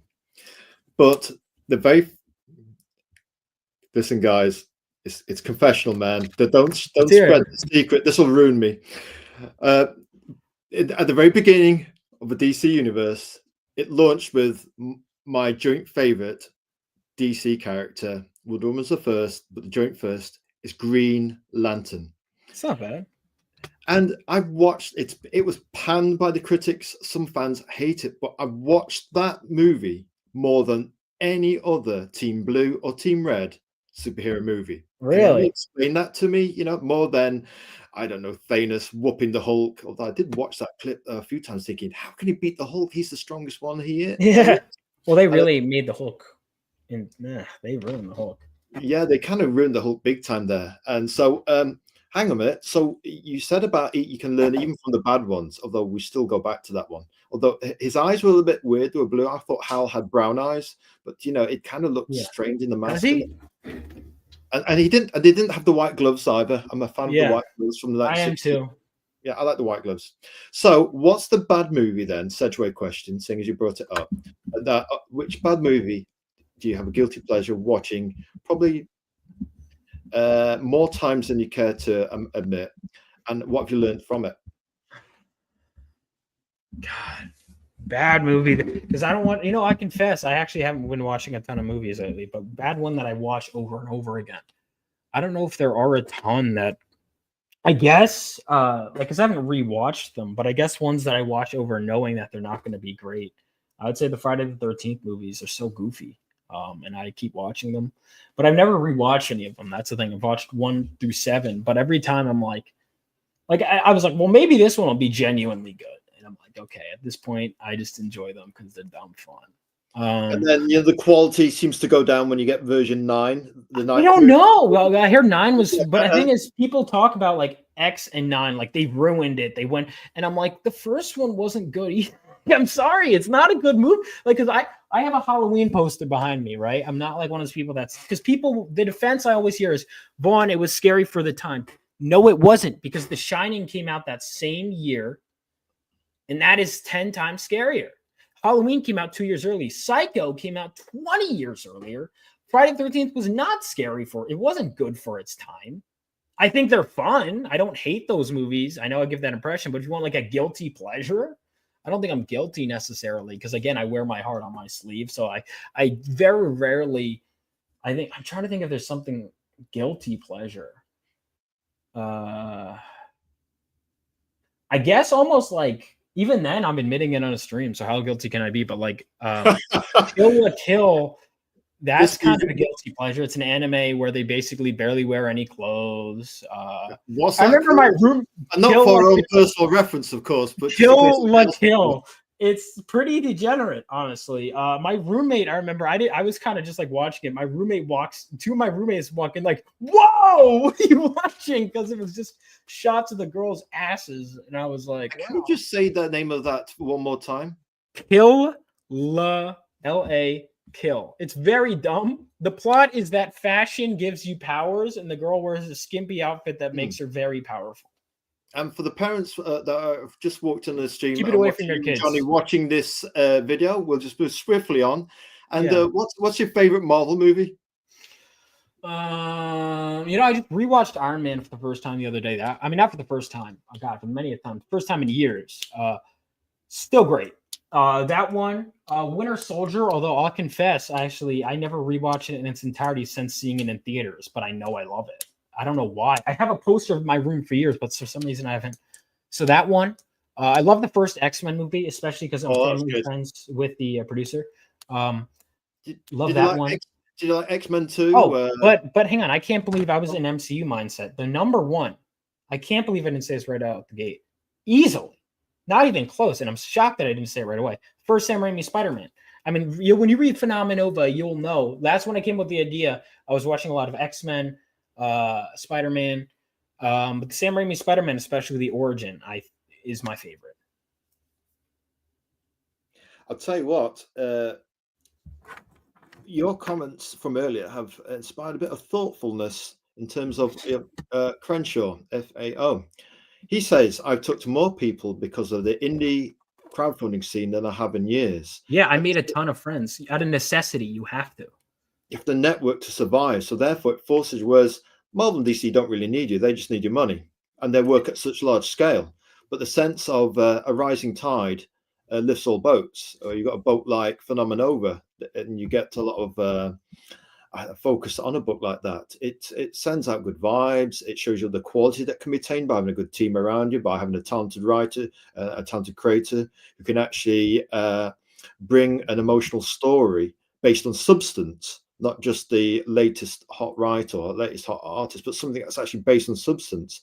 It gives credence to the indie comics as a movement, as a wild frontier of opportunities and possibilities for creators, not only just yourself, but other people who can aspire to think, hey, that's inspirational. It's got an inspirational message, and that can permeate the whole scene. You know what I mean? So, yeah, there is, since I started this positive channel, not too far away from Star Million, who's also a great indie. Yeah, you guys are great. You and Star Million. I mean, he really is a champion. And then you've got the GOAT Tompa too. Yeah, he's phenomenal great as well. And obviously, and just having people that can start at the same time, you kind of journey with that person, and you're spreading the positive message. So yeah, crowdfunding scene, networking, get to know people. It's much more intimate. What can we say? It's not corporate. Oh yeah. And we've got another one on to back up our little discussion on the Hulk. Crenshaw says, FAO, they ruffle out the Hulk. Well, he just got Thanos. just not the face, man. Don't hurt me. Yeah, you know what the Hulk did to Loki? Then the Hulk got Loki'd. But anyway, let's move on to that. We've got another question for you. What superhero would you be, Vaughn? If I were to be any superhero, I would. Let's see. Shazam would be pretty cool with just the word. He'd have the lightning, speed, strength, and vulnerability. I think he'd be a great one. You get just activating a word. There's no horrible curse as far as I'm aware. And you get the full costume just by saying a word. Come on. I think he's an easy choice just because I don't have to worry about the dead planet with Superman. I don't have to worry about no parents, Batman, blindness with Daredevil. I mean, Spider-Man would be cool, but I think Shazam, man. I think he's kind of just, I'd have to think of others, but he has lightning, which I like. He has super speed. He has super strength. He's like Galvanite, but with other powers, more powers. And he's like Superman, but, I think he's better. An easy choice. You can't say that, Kyle. You can't say he's better than Superman. That's not allowed. What's funny is I have to read more. Man, it's going down right now. Captain Marvel, back in the day, he sold more than Superman. He did. It did, and his costume was cooler, and he was stronger, and he had the power of the gods. He was magic, so he could actually whoop Superman in any manner or manner. Hey, you saw Kingdom Come, didn't you? The graphic novel with Alex Ross's beautiful painting. Yeah. Oh my God, he's so good in that. I mean, Shazam had him, and then just gave him the complete can of whoop bacon butty. Kicked his posterior, using polite language, Yeah. as we say over here in the UK. And I tell you what, until he was driven out of business, Fawcett was driven out of business, really pressurized by a certain company's illegal team, he'd have probably still been known as Captain Marvel, the big red cheese, to this very day. So yes, I think your pick, Captain Marvel, Shazam, is on point. I think we'd probably go for that one ourselves. We approve and we agree. Yeah, I need to read some more Captain Marvel. I have to confess, I haven't read a ton of it. I watched more of the animated stuff. Only read a I little. wonder if any of the original stories by C.C. Beck on the art shops are available in like big collected editions, because obviously collecting those. Power of Shazam is a must read too. I have that. I just haven't read it yet. Okay, cool. Maybe I'll bump that up. It sounds like you've got a reading list to kind of shift through there. Huge, ever growing. Bonus question. Read more. Well, it's. I think that's the thing, isn't it? You've got to balance that time between enjoying entertainment and reading more, which will flow into your writing. But obviously, you've got to think, well, I've got this comic to get out, I've got the next one to get out, I've got to be an editor, I've got to write, I've got to create YouTube videos, I've got to create those shorts. Yeah, YouTube videos, shorts, scheduling. It's a lot. I mean, it sounds like you're a very busy young gentleman. Yes. Right then, what got you into comics, Vaughn? Oh man, I mean, when I was into the movies first. I came to this idea when it was just in the movies, and it wasn't until I was in 6th grade. Actually, that picture is kind of perfect on the side. Both of these are actually kind of perfect for different reasons. So and I had always like known of the comics. I had the Spider-Man Ultimate Guide, but I never read them, and I don't know why I never read comics, but I never did. I never took that leap. There was a comic store we drive by, and I never went in. I'd be like, that's cool, but I never went in. And it wasn't until I was in 6th grade, I was starting a new school, and I come home from school one day, and on the TV is Batman the Animated Series. On Leather Wings is playing a rerun of it. And every day after school, it became a ritual that I'd watch that and a show, G.I. Joe Renegades, back to back. That have an episode of one, then the other. And I DVR it if I couldn't see it. And there's still some episodes. I got to fill in my gaps, Batman the Animated Series, but I've seen most of it. And then that same fall, it was 2011, Batman Arkham City drops. I play through that whole game. I'm done with it by Christmas. And that whole time, they'd have these character bios I'd read. Now, way back when Lego Batman came out, I'd get the Lego sets, and I'd look into, there was this doctor's magazine that had, in my uncle's dentist office, that had backstories for the characters that would be in Lego Batman. And I'd upset, okay, so Two-Face is Harvey Dent, and then The Dark Knight came out. So it was like snowballing, but eventually 2011, back to 2011, I'm reading about all these characters, and they have first appearances listed, and I'm like, you know what? They keep talking about the comics they're pulling from. I really like it when, as opposed to the movies that would be inaccurate to the characters, these would be more accurate to the characters. And I was like, well, these are all accurate to the characters means the comics. Why haven't I read the comics yet? I keep saying I like it when they're, and I need to go back. I like the Arkham games. I liked, Batman animated series. You know what? I should cite Paul Dini as one of my favorites more often. I can't believe I don't, now that I'm referencing those. But anyway, by that Christmas, I'm like, okay, I finished Arkham City. I've watched most of Batman the Animated Series. I'm getting the animated series on DVD. They're bringing Lego Batman sets back, I think. It was the perfect storm. And I was like, I'm going to start reading comics. So I look up the best Batman comics to read. And Batman Hush comes up, and it seems like the perfect one. So I read that, and my mom also, and I'll confess I haven't finished it yet, gave me this book called The Greatest Batman Stories Ever Told. It had a bunch of old issues, and some of them I'd be like, this is too old, but some of them I'd read and really like. And then I wanted more. So then I'd read, okay, there's this alternate skin from The Long Halloween for Catwoman in Arkham City. What's The Long Halloween? Read that. And I'd read more, and then I'd read more DC. And then I'd look into comics, YouTubers like Comic Story, Variant Comics, a bunch of others. And I would kind of start looking up best comics list. And I would read more and more and more and educate myself and learn more about history. And I'd mostly read trades. There was like not really much off the shelf, to be honest. But then it would kind of go dormant a bit. I'd get the comic book again, go dormant up again, but I was always passively at least a comic book fan.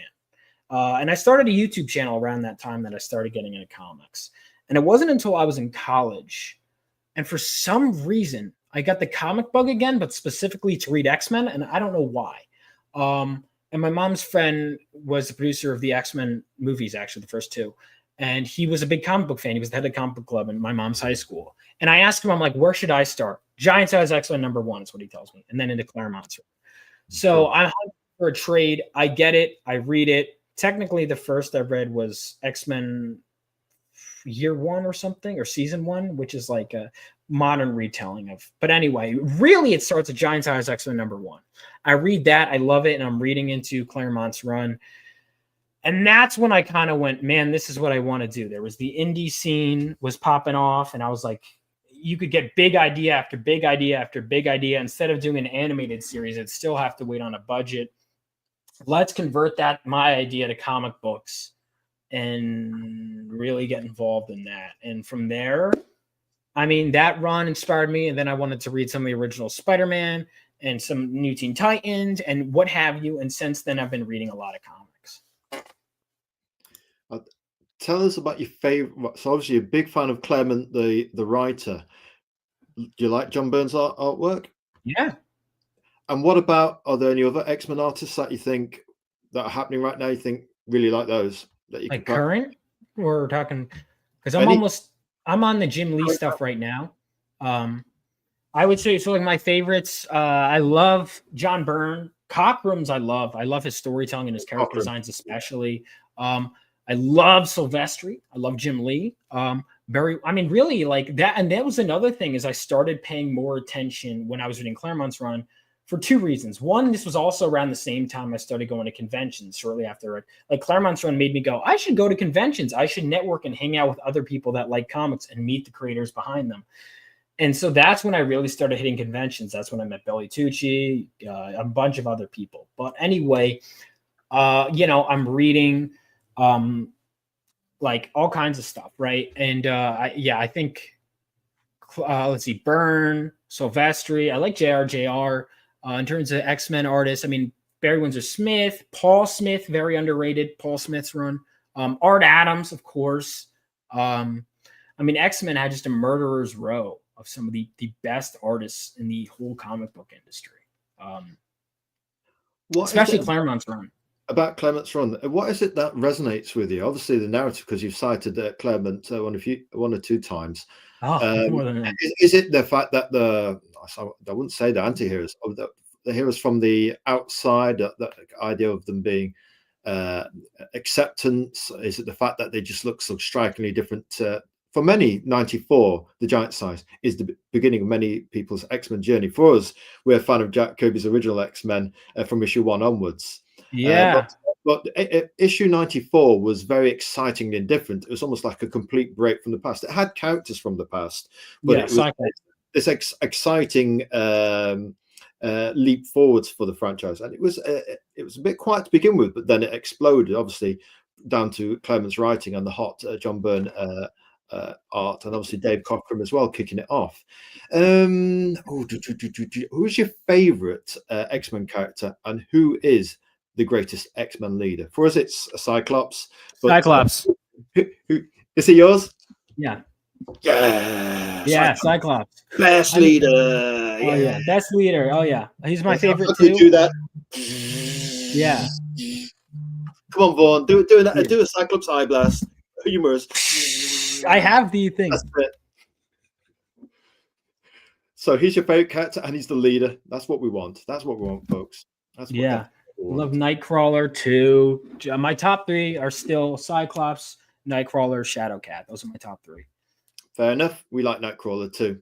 Right then, we have got, what do you like about indie comics? What you like about indie comics? What is it? We've kind of alluded to it in the earlier in terms of the freedom, the creative control. What is it? Is it all that networking and the fact that it's just an intimate community? What do you think about the actual idea of indie comics? What does it? What makes it so exciting to you? I mean, there's a lot of factors, right? I like going on YouTube. Actually, I like creating YouTube content, but You've got loads of videos put into your site. There's absolutely loads of videos showing your journey from being a young content creator to just as young now. I like the freedom of it. I like the net. I like that it forces you to kind of learn the parts and understand it better. I like that the camaraderie about it. I also like. I like the freedom. I like that you get to hold something and go, this is mine. You know, that I get to choose. I get to decide if I'm like, like for example, issue 4 yesterday, I was like, you know what? This is 24 pages. I'm going to make it 28. I'm going to make it 28 just because I don't feel like cutting, whatever. And I feel like adding this and that's going to make the better story. I can do that with indie comics. I like that I have that liberty. I like that I don't have to worry about appeasing, everyone. A lot of people go indie and they end up just kind of doing similar behaviors. And I get it. Like obviously to an extent, you want to kind of, what's the word? You want to kind of like make sure that you're making money and make sure you're getting your stuff out there. But I like that I don't have to worry too much about who I'm going to offend for it destroying my chances of creating Phenomenova. I like that I get to kind of have control and be the master of my own destiny.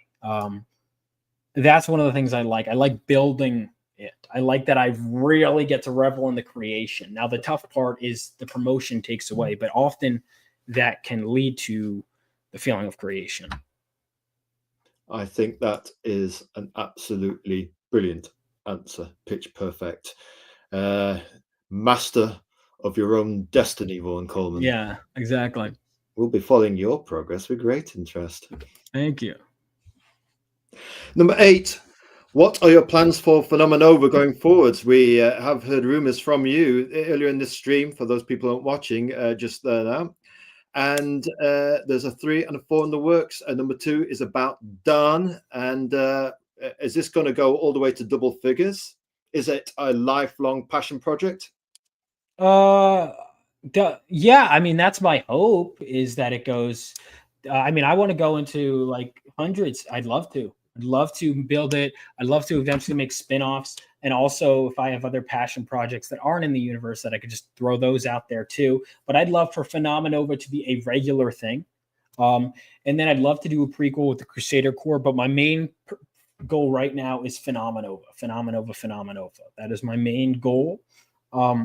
Is really pushing this series forward and making it a regular thing. I'd even love to eventually get fill-in artists or different artists to work while still keeping Philip as long as I can, as my main artist. I'd love to really keep putting it out fast as I can. I see.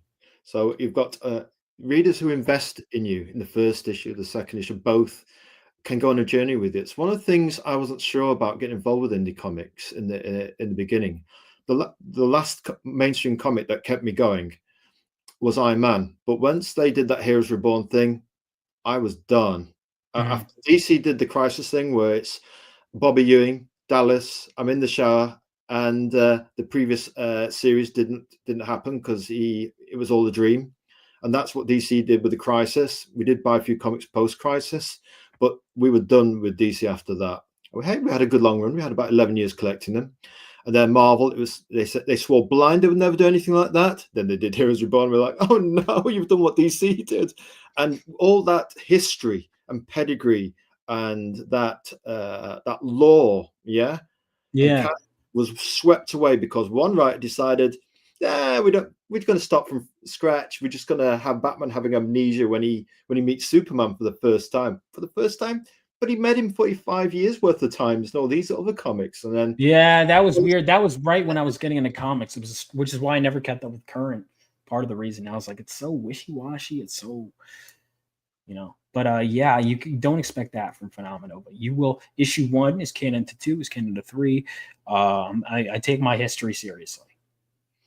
That's the correct answer. And as people are buying into it, it's one of the things I thought, gosh, are indie creators in it for the long haul? Or is it just one and done?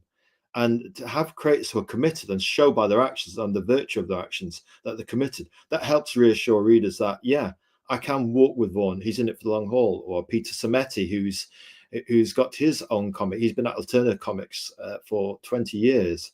And, he's got his King Cryptid comic where he's just hit, I think, into double figures. Yeah. And then you've got Brian Bauer, who's got Wolf and Batsy, and that's hit double figures. And we certainly will look forward to the notion of you hitting double figures with Phenomenova, the Phenomenova. Right then, we have got another question for you. We do.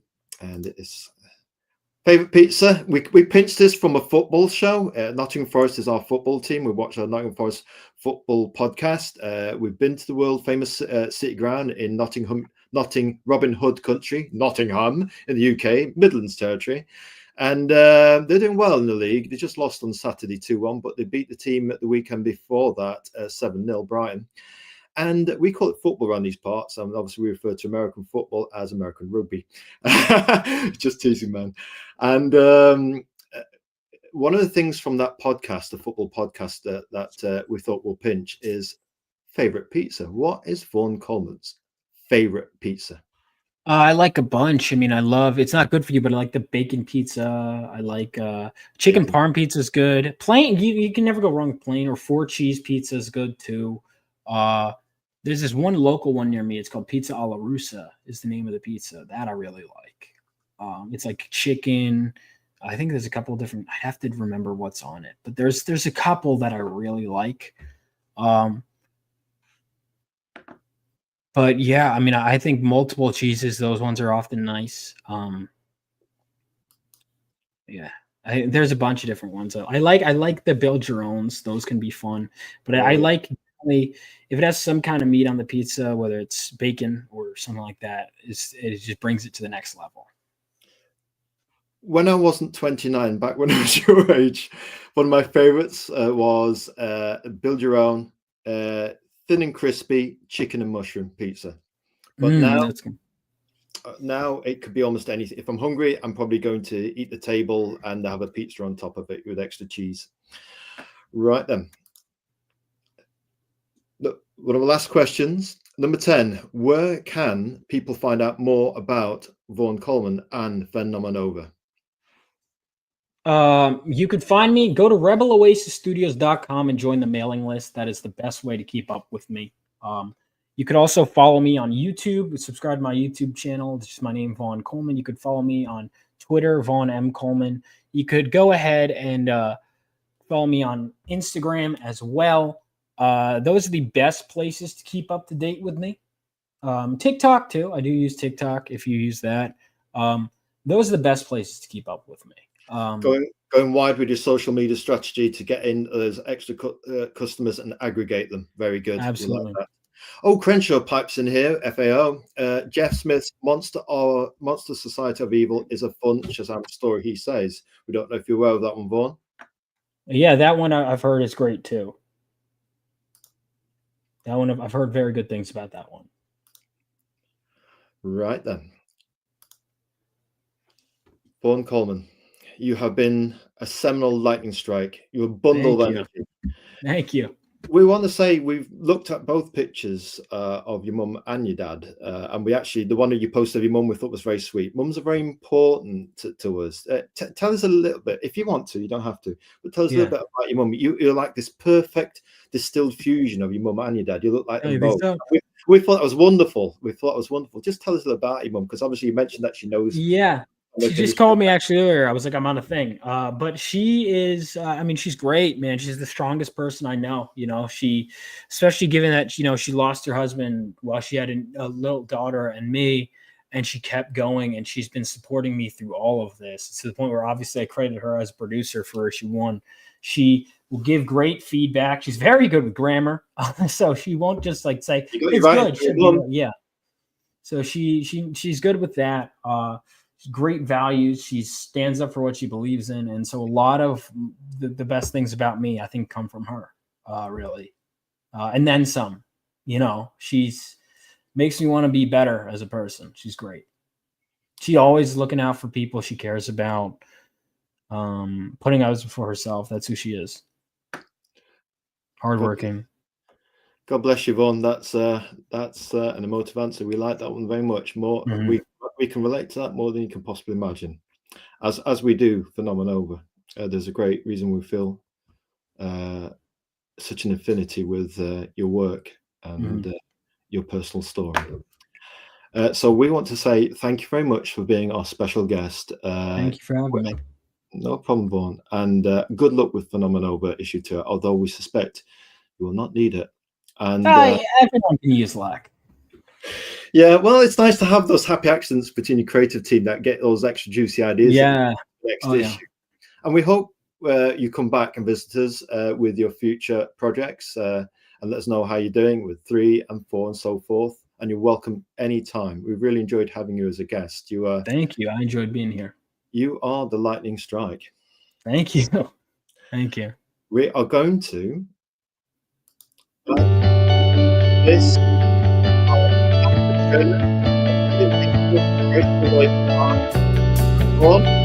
Yes. Everybody, that's you. Thank you. And you